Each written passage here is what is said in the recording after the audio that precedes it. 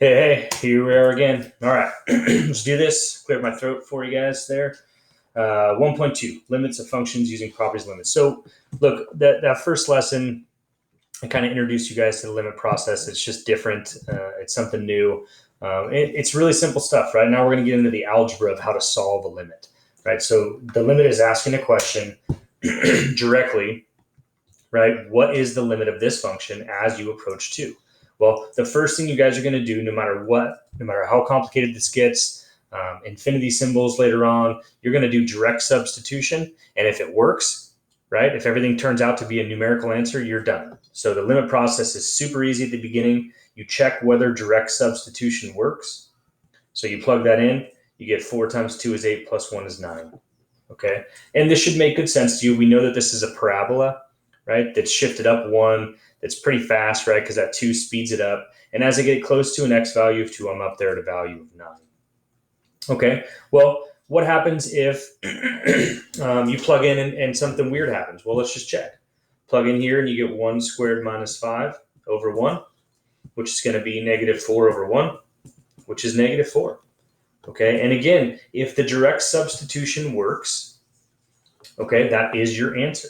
And so we're done there. So let's pause for a second and try to tie this back in, right? I'm big on vocab, right? Because math vocab is awful and sounds complicated, and if you don't know what it is, then students tend to freak out. So if you go back to, hopefully in pre-calculus, this is a type of function, right? This is a parabola, but that's under the family of polynomials, right? Polynomials are awesome in calculus. They're smooth. There's no holes. There's no weird stuff. But you guys might remember functions like this are called rational functions because it's got a top and a bottom. And that's super dangerous because if the bottom is a value of 0, everything blows up, right? It becomes undefined, right? And so if something's undefined, you can't put a dot down. So if you go back in here to your function and you think about what x squared minus 5 over a value of x is, zoom 6 that guy, right? Zoom standard. I got other stuff going on here. It looks like I got stat plots going. Give me a second.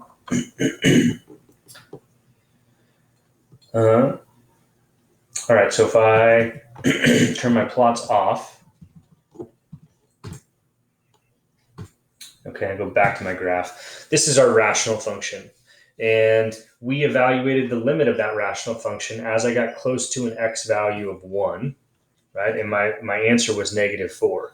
And you guys can see here, if you hit trace and you jump on this function, okay, as you get close to an x value of 1, right around there, we're down by negative 4. And we could go into the table and do that whole stuff from yesterday, but that's, at this point now, a waste of time, right? Why is it a waste of time? Because we plugged in, okay, and everything worked out fine. Same thing here, plug in a value of 3, you've got the absolute value of negative 2 times 3 plus 5, which is going to be the absolute value of negative 6 plus 5, or the absolute value of negative 1, which is positive 1. Okay. All right, so everything's worked out. It seems pretty easy. Obviously, it will get more complicated.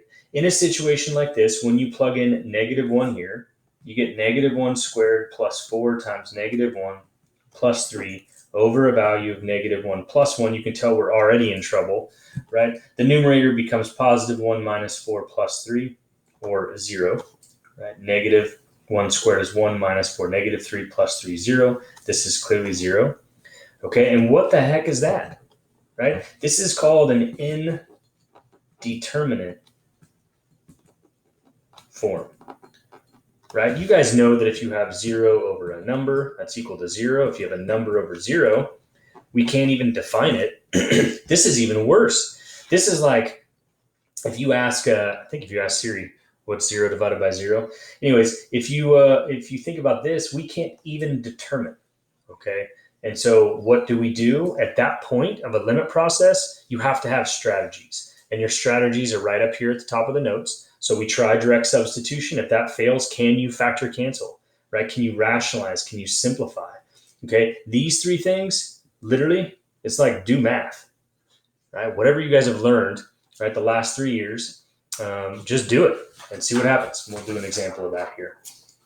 Okay, and so as we look at this example at the top, as we plug in 6, okay, we check direct substitution. 36 minus 24 minus 12 is going to be 0. and 6 minus 6 would be 0. So direct substitution shows this, right? And so that did not work. We have to try another strategy. Well, hopefully you guys look at that thing and you remember how to factor, hopefully.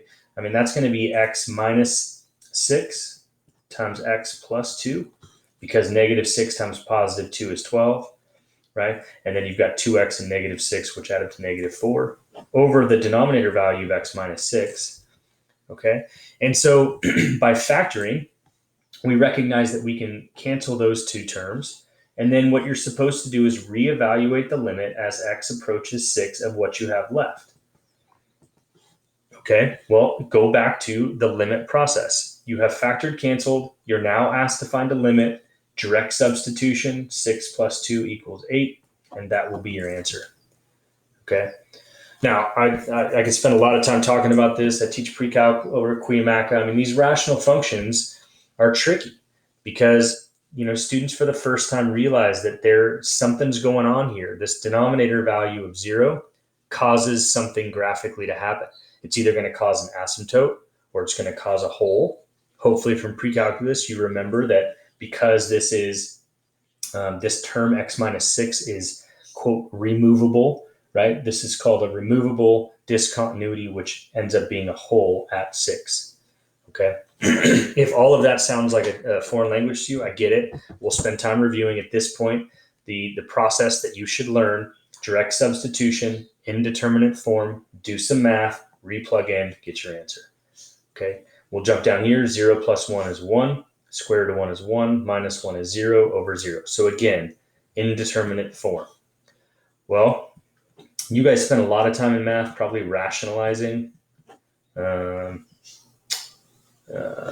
square roots, right? Like if for some reason somebody decided that that's not acceptable in math, which is so dumb, right? You guys got to multiply by root 2 over root 2, and you end up with 5 root 2 over 2. Oh, that's a much better answer. All right, look, in AP Calc, we don't care anymore. You guys leave your square roots in the denominator. That's a perfectly acceptable answer.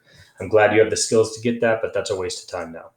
Okay, but again, how can I rationalize this? Well, if you multiply by the square root stuff, so if you multiply this thing by the square root of x plus 1 minus 1 over the square root of x plus 1 minus 1, what is that, right?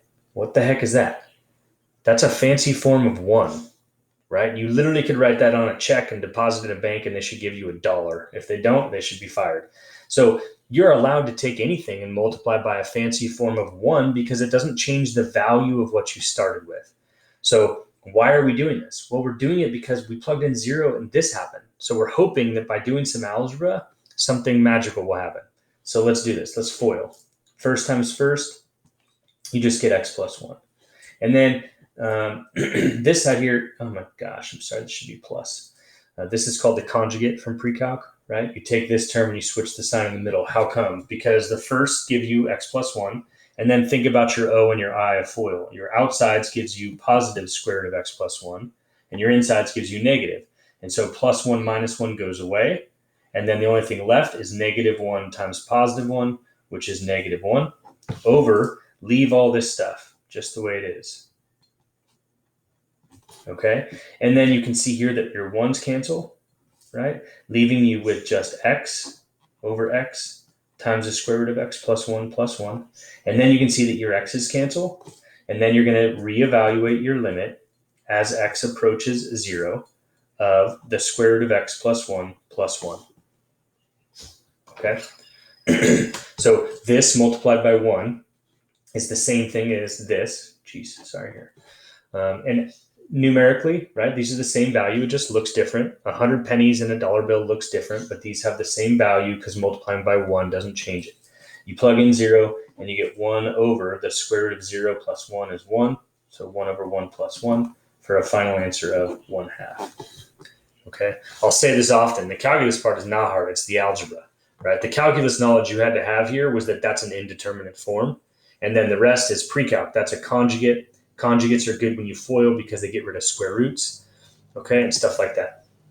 All right, last one here. You can see that we're kind of running through the notes. We've done your factor cancel. We just rationalized. Let's check out simplify complex fractions. What's up with complex fractions? That's just a fraction within a fraction, which is a nightmare because nobody likes just good old-fashioned plain fractions. Okay, but I'll give you a simple way to solve this. So if you plug in 0, trust me, you're going to get 0 over 0. Okay, so you get stuck. Your theory is that you are now going to rationalize. Nope, we just rationalized. We're going to simplify a complex fraction. So there's lots of different ways to do this. You guys have to pick something that works for you. I would simplify the top first. And so you need to get a common denominator. And so what's going to happen here is you're going to get 5 over both 5 and 5 minus x minus this guy needs a 5 minus x over 5 times 5 minus x. We didn't do anything to the bottom. Now, if you look back here, you guys, this is the same thing, right? Those 5s go away and you would be left with 1 over 5 minus x. These 5 minus x's would go away and you'd be left with 1 over 5. And so you get a common denominator so that you can write it as one denominator in common, right? 5 over 5 minus x. And your numerator becomes 5 minus 5 plus x. Don't forget that you have to distribute that negative sign, okay, all over x, which would simplify to just x over 5 times 5 minus x all over x. Okay, and if you go back to old school math, it's x over that divided by x, which is the same thing as x over 5 times 5 minus x times 1 over x. Drop, switch, flip, multiply by the reciprocal. Okay, however you guys remember to do that. So you need to evaluate the limit now as x goes to 0 of this simplified version, 1 over 5 times 5 minus x. Plugging in 0, okay, you end up with 1 over 5 times 5, or 1 over 25 for your final answer. Okay? All right, so we've done our strategies, right? We've gone through, we've reviewed our algebra. We tried direct substitution, it fails. So we've got these 3 things that we now know how to do. And then we've got this last guy here where what the heck is that? Well, let's consider this last example here. Okay, you've got this limit and you can't factor cancel, you can't rationalize, and you can't do this simplified complex fraction because that's not what it is. So you just have to, analyze it from the left and the right hand side. So what is the limit from the right? Well, as we come in towards 0 from the right, I meant like positive 1, right? Or positive 0.2. So both of these are positive. That makes it positive again. It reduces to a value of 1, right? Any positive number, absolute value over the same exact number as 1. But as you come in from the left here, if you plug in, think about like negative 1, okay? These are the same values, but now that's going to be positive, so you're going to get a value of negative 1. So our limit from the right is 1 and our left is negative 1, okay? And we talked a lot about this on the other lesson. These do not match, therefore, this limit does not exist. And you would say, since the limit as I got close to 0 from the left was not the same as the limit as I got close to 0 from the right. Okay, this is the theorem, the definition. This limit does not exist. Graphically, what this thing looks like, you guys, at 0, you're at 0 over 0, so we don't know. But that's what that function looks like. For some reason, the AP Calc exam loves that thing, so take a gander and commit that to memory. Okay?